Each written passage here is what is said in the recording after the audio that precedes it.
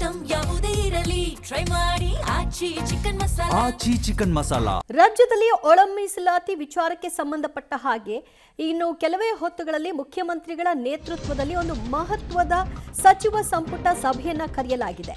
ಒಳ ಮೀಸಲಾತಿ ಸುಳಿಯಿಂದ ಹೊರಬರುತ್ತಾ ಸರ್ಕಾರ ಅನ್ನೋ ಪ್ರಶ್ನೆ ಈ ಮೀಟಿಂಗ್ನ ನಂತರ ಗೊತ್ತಾಗುತ್ತೆ.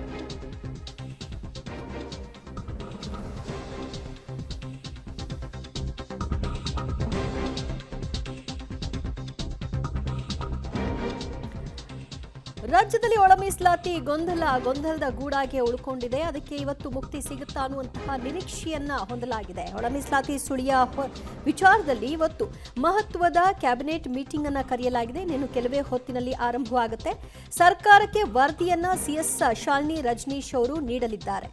ಸಂಪುಟ ಸಭೆಯಲ್ಲಿ ಸಿಎಸ್ ನೇತೃತ್ವದ ಸಮಿತಿ ವರದಿ ಮಂಡನೆಯಾಗುತ್ತೆ. ವರದಿ ಬಗ್ಗೆ ಚರ್ಚಿಸಿ ಒಳ ಮೀಸಲಾತಿ ಹಂಚಿಕೆ ಬಗ್ಗೆ ತೀರ್ಮಾನವನ್ನ ಕೈಗೊಳ್ಳಲಾಗುತ್ತೆ. ಪರಿಶಿಷ್ಟ ಜಾತಿಗಳ ಒಳ ಮೀಸಲಾತಿ ಕುರಿತು ನಿರ್ಣಾಯಕ ತೀರ್ಮಾನ ಕೈಗೊಳ್ಳುವಂತಹ ನಿರೀಕ್ಷೆಯನ್ನ ಪರಿಶಿಷ್ಟ ವರ್ಗ ನಿರೀಕ್ಷೆ ಮಾಡ್ತಾ ಇದೆ. ಸದ್ಯ ತಾಂತ್ರಿಕ ಸಮಿತಿಯ ಮೀಸಲಾತಿ ಹಂಚಿಕೆಯ ಪರಿಷ್ಕೃತ ವರದಿಯನ್ನ ಸಲ್ಲಿಸಲಿದೆ. ಅದಾದ ನಂತರದಲ್ಲಿ ಅದು ಯಾವ ರೀತಿ ಜಾರಿಗೆ ಬರುತ್ತೆ ಅನ್ನೋದನ್ನ ನೋಡಬೇಕು. ಈಗಾಗಲೇ ಕೋರ್ಟ್ ಕೂಡ ಹೇಳಿದೆ 50% ಮಿತಿಯನ್ನು ಮೀರಬಾರ್ದು ಅನ್ನೋ ಹಿನ್ನೆಲೆಯಲ್ಲಿ. ಹಾಗಾಗಿ ಇವರು 56 ಮಾಡ್ಕೊಂಡಿದ್ರು, ಈಗ 50 ಒಳಗೆ ಇಳಿಸಬೇಕು. ಪರಿಶಿಷ್ಟ ಪಂಗಡಕ್ಕೆ 17% ಇವರೇನು ಮೀಸಲು ಮಾಡಿದ್ರು, ಈಗ ಅದನ್ನು 15ಕ್ಕೆ ಇಳಿಸಿ ಆ ನಂತರ ಈ ಎಲ್ಲ ಒಳಗುಂಪುಗಳಿಗೆ ಹಂಚಿಕೆಯನ್ನು ಮಾಡಬೇಕು. ಸದ್ಯ ಇದು ಹೇಗಾಗುತ್ತೆ, ಎಲ್ಲರನ್ನೂ ಕೂಡ ಸಮಾನವಾಗಿ ಕಾಣ್ತೀವಿ ಅನ್ನುವಂತಹ ಸರ್ಕಾರ ಇದನ್ನು ಹೇಗೆ ಜಾರಿಗೆ ತರುತ್ತೆ ನೋಡಬೇಕು. ದಲಿತ ಸಚಿವರ ಜೊತೆ ಸಿಎಂ ಸಿದ್ದರಾಮಯ್ಯ ಸಭೆಯನ್ನ ನಡೆಸ್ತಾರೆ. ಸಚಿವ ಸಂಪುಟ ಸಭೆಗೂ ಮೊದಲು ಸಿಎಂ ಚರ್ಚೆಯನ್ನ ಆರಂಭ ಮಾಡಿದ್ದಾರೆ. ದಲಿತ ಸಚಿವರಲ್ಲಿ ಒಮ್ಮತ ಮೂಡಿಸಲು ಈ ಸಭೆ ಬಹಳ ನಿರ್ಣಾಯಕವಾಗಿದೆ. ಬೆಳಗ್ಗೆ ಅಷ್ಟೇ ಸಭೆಯನ್ನ ಸಚಿವ ಮಹದೇವಪ್ಪ ಅವರು ನಡೆಸಿದ್ರು. ತಿಮ್ಮಾಪುರ್ ಮುನಿಯಪ್ಪ ನೇತೃತ್ವದಲ್ಲಿ ಈ ಒಂದು ಸಭೆಯನ್ನ ಕರೆಯಲಾಗಿದೆ.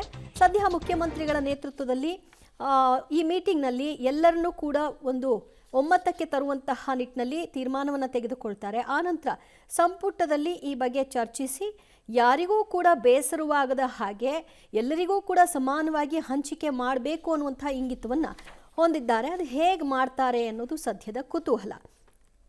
ಮತ್ತಷ್ಟು ಮಾಹಿತಿ ಕೊಡ್ತಾರೆ ನಮ್ಮ ಪ್ರತಿನಿಧಿ ಸುಕೇಶ್, ಸದ್ಯದಲ್ಲೇ ಸಭೆ ಆರಂಭವಾಗಲಿದೆ.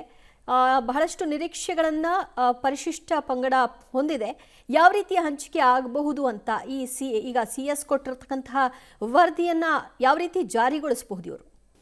ದಿವ್ಯಜ್ಯೋತಿ, ಒಂದು ಸ್ಪಷ್ಟ, ಈಗ 17ರ ವಿಚಾರದಲ್ಲಿ ಪ್ರಸ್ತಾಪ ಬರಲ್ಲ. 15%ಗೆ ಏನು ಬೇಕೋ ಅದನ್ನು ಕೊಡಬೇಕು. ಯಾಕಂದರೆ ಕೋರ್ಟಲ್ಲಿ ಸ್ಟೇ ಇರೋದ್ರಿಂದ 15%ಗೆ ಮೀಸಲಾತಿಯನ್ನು ಹಂಚಿಕೆ ಮಾಡಬೇಕಾಗುತ್ತೆ. ಒಳ ಮೀಸಲಾತಿಯ ಜಾರಿಯ ವಿಚಾರದಲ್ಲಿ ಎಡಗೈ, ಬಲಗೈ ಹಾಗೂ ಇತರೆ ಅಂದರೆ ABC 3 ಕ್ಯಾಟಗರಿಯಲ್ಲಿ ಹಂಚಿಕೆ ಮಾಡೋದಕ್ಕೆ ಯಾವ ಮಾನದಂಡ ಅನ್ನುವಂಥದ್ದು ಟೆಕ್ನಿಕಲ್ ಕಮಿಟಿ ಕೊಟ್ಟಿರುವಂಥ ರಿಪೋರ್ಟು ಸಹಜವಾಗಿ ಈ ರೀತಿ ಒಂದು ಪಾಸಿಬಿಲಿಟೀಸ್ಗಳು ಇರಬಹುದು, ಮಾಡಬಹುದು ಅನ್ನುವಂಥದ್ದು. ಆದರೆ ಅದಕ್ಕೆ ಯಾರು ಒಪ್ತಾರೆ ಒಪ್ಪಲ್ಲ ಅನ್ನೋದು ಕೂಡ ಪ್ರಮುಖವಾಗುತ್ತೆ. ಯಾಕಂದರೆ ಎಡಗೈ ಸಮುದಾಯದವರು ತಮ್ಮ ಪ್ರಾತಿನಿಧ್ಯ ಜಾಸ್ತಿ ಇದೆ ಅಂತಾರೆ, ಬಲಗೈ ಸಮುದಾಯ ನಮ್ಮ ಜನಸಂಖ್ಯೆ ಜಾಸ್ತಿ ಇದೆ ಅಂತಾರೆ. ಆದರೆ ಸಿ ಕ್ಯಾಟಗರಿಯಲ್ಲೂ ಕೂಡ ನಮಗೆ ಸಮಾನವಾದ ಹಂಚಿಕೆ ಆಗಲ್ಲ ಅಂತ, ಬೇರೆ ಬೇರೆ ಜಾತಿ ಸಮುದಾಯಗಳು ಅಲೆಮಾರಿಗಳು ಇರುವಂತಹ ಹಂತದಲ್ಲೂ ಕೂಡ ನಮಗೂ ಬೇಕಿತ್ತು ನ್ಯಾಯ ಅನ್ನುವಂಥದ್ದು. ನಮಗೆ 1% ಸಪರೇಟ್ ರಿಸರ್ವ್ ಇಡಿ ಅನ್ನುವಂಥ ಅಲೆಮಾರಿ ಸಮುದಾಯದ ಬೇಡಿಕೆ ಅದು ಇತರೆ ವರ್ಗದಲ್ಲಿ ಬರುತ್ತೆ.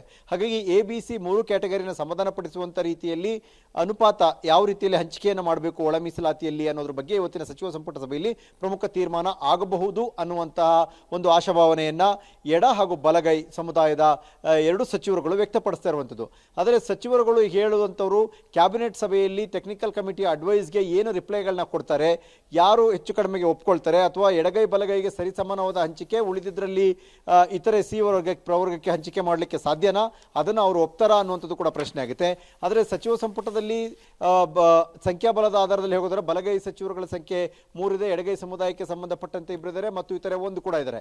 ಹಾಗಾಗಿ ಅವರುಗಳು ತಮ್ಮ ಪ್ರಾತಿನಿಧ್ಯವನ್ನು ಎಷ್ಟು ಗಟ್ಟಿಯಾಗಿ ಪ್ರತಿನಿಧಿಸ್ತಾರೆ, ಪ್ರತಿಪಾದಿಸ್ತಾರೆ ಮತ್ತು ಯಾವುದಕ್ಕೆ ಕಾಂಪ್ರಮೈಸ್ ಆಗಕ್ಕೆ ರೆಡಿ ಇರ್ತಾರೆ ಅನ್ನೋದ್ರ ಮೇಲೆ ಇವತ್ತೇ ಅದು ತೀರ್ಮಾನ ಆಗಬಹುದು.